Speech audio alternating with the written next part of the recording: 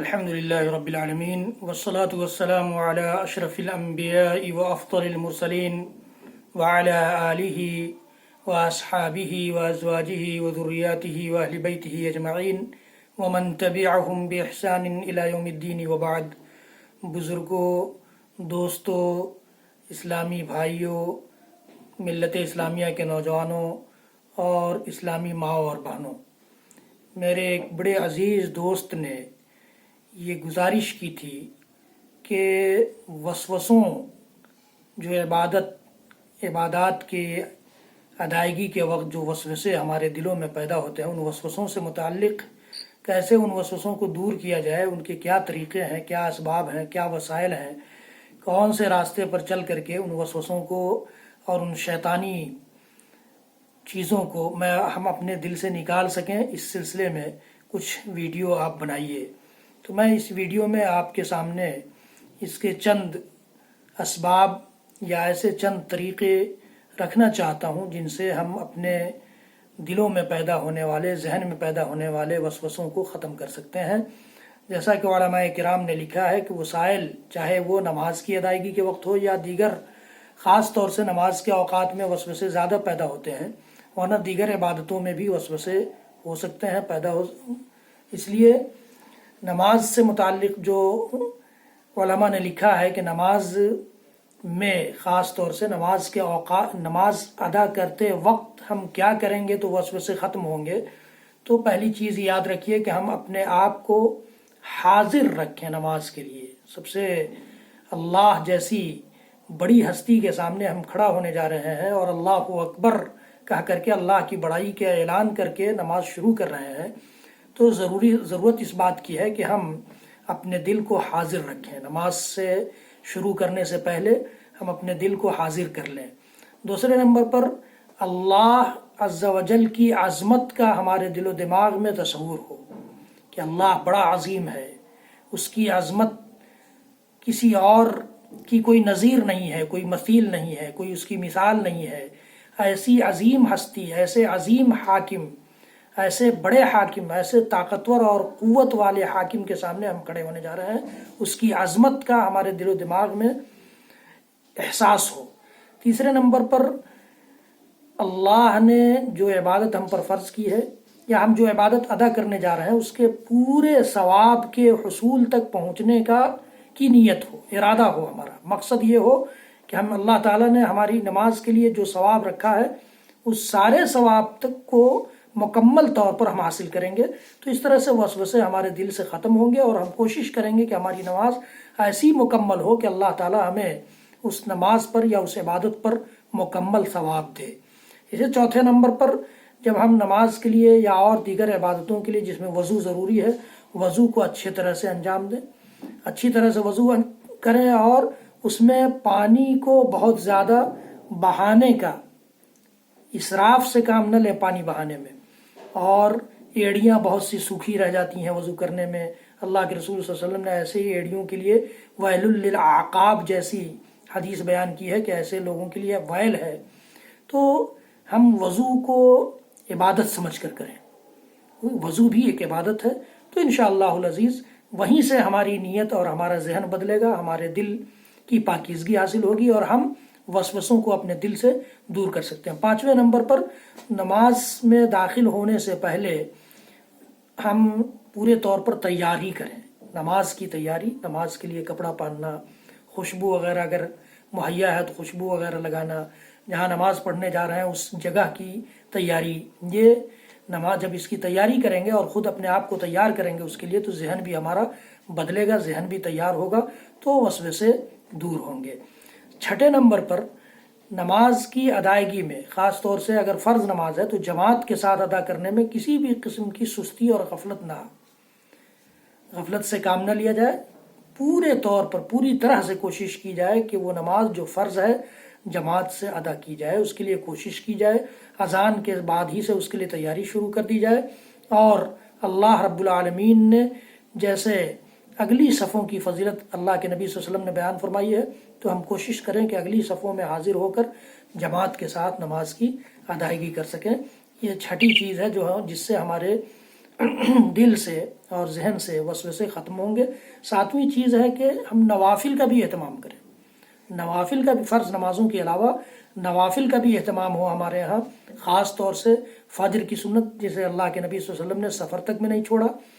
وطر جو رات کی آخری نماز ہوتی ہے اسے اللہ کے رسول صلی اللہ علیہ وسلم نے سفر تک میں نہیں چھوڑا۔ ان سنتوں کا، ان رواتب کا، اور اسی طرح سے اگر ممکن ہے تو قیام اللیل، رات کی نماز چاہے 2 ہی رکعت صحیح، 4 ہی رکعت صحیح، جتنی توفیق ہو ہم اس کا اہتمام کریں۔ ظہر سے پہلے کی 4 رکعتیں، ظہر کے بعد کی 2 رکعتیں، اسی طرح سے مغرب کے بعد کی 2 رکعتیں، عشاء کے بعد کی 2 رکعتیں، یہ سب سنن اور رواتب میں سے ہیں، ان کا اہتمام ضروری ہے۔ اسی طرح سے 8ویں چیز جو ہمارے ذہن سے شیطانی وسوسوں کو ختم کر سکتی ہے وہ ہے قرآنی آیات کی تلاوت کے وقت ان آیات کے معانی پر غور۔ معانی پر جب غور کریں گے، معانی کو سمجھنے کی کوشش کریں گے، جہاں تک ممکن ہے، کوئی ضرور نہیں کہ ہر آدمی عربی داں ہو جائے اور سارا قرآن سمجھ لے، لیکن نماز میں عام طور سے جو سورت جیسے سورہ فاتحہ ہی ہے، سورہ فاتحہ کم از کم ہم سمجھ سکتے ہیں، رکوع اور سجدوں کی دعاؤں کے معنی سمجھ سکتے ہیں، تحیات، درود اور اس کے بعد پڑھی جانے والی دعا کے معنی سمجھ سکتے ہیں۔ تو ان معانی پر جب ہم غور کریں گے تو ہمارے دل سے شیطانی وسوسے ختم ہوں گے۔ اور 9ویں چیز، اپنی نماز میں جلد بازی سے کام نہ لیں۔ نماز اطمینان کی چیز ہے، ٹھہر ٹھہر کر پڑھی جانے والی چیز ہے، بلکہ اللہ کے رسول صلی اللہ علیہ وسلم نے تو تیزی کے ساتھ جلد بازی میں نماز پڑھنے والے تک کو یہاں تک کہہ دیا کہ صلی فإنک لم تصلی، جا جا نماز پڑھ، تو نے نماز پڑھی نہیں ہے۔ 10ویں چیز، نماز کے تئیں ہمارے اندر ادب ہو، احترام ہو، بہت زیادہ ہم اس میں حرکت نہ کریں، ہمارے جسم کا کوئی عضو حرکت نہ کرے، ہم بہت زیادہ اپنے بدن کو کھجلائیں نہیں، ادھر ادھر دیکھیں نہیں، ہماری نظریں ادھر ادھر نہ ہوں، یہ یا کوئی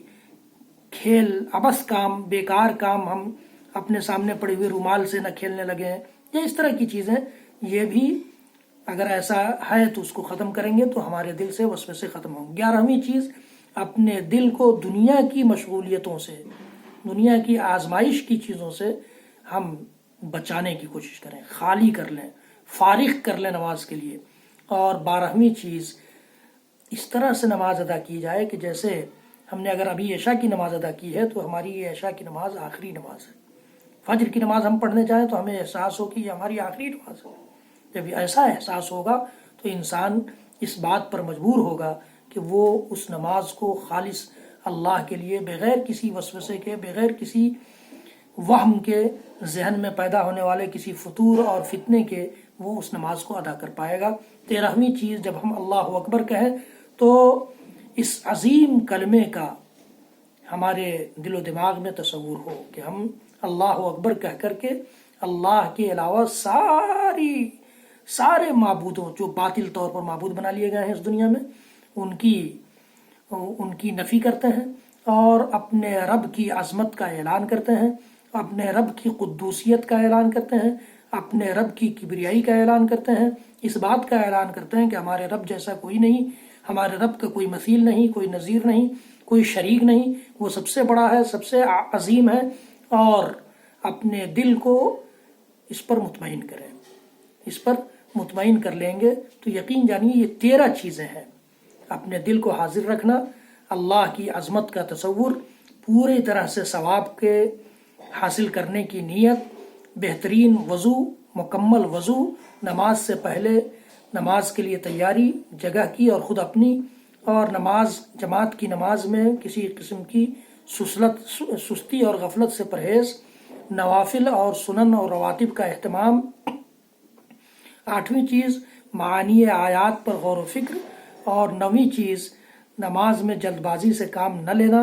اور 10ویں چیز، نماز کے تئیں ادب و احترام، اور 11ویں چیز، اپنے دل کو دنیاوی مشغولیات سے، مشاغل سے فارغ کر لینا، اور 12ویں چیز، نماز اس طرح سے پڑھنا گویا وہ آخری نماز ہو، اور 13ویں چیز، اللہ کی بڑائی اور کبریائی کا جب ہم اللہ اکبر کہہ کر اعلان کرتے ہیں تو اس کو سمجھنا۔ یہ تو نماز سے متعلق چیزیں تھیں۔ نماز کے باہر کی چیزیں بھی چند علماء نے لکھی ہیں،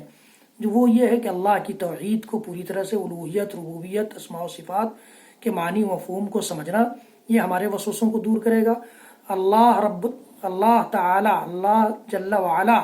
کی تعظیم کہ ہم اس کی جناب میں حاضر ہوئے ہیں، وہ ہمارے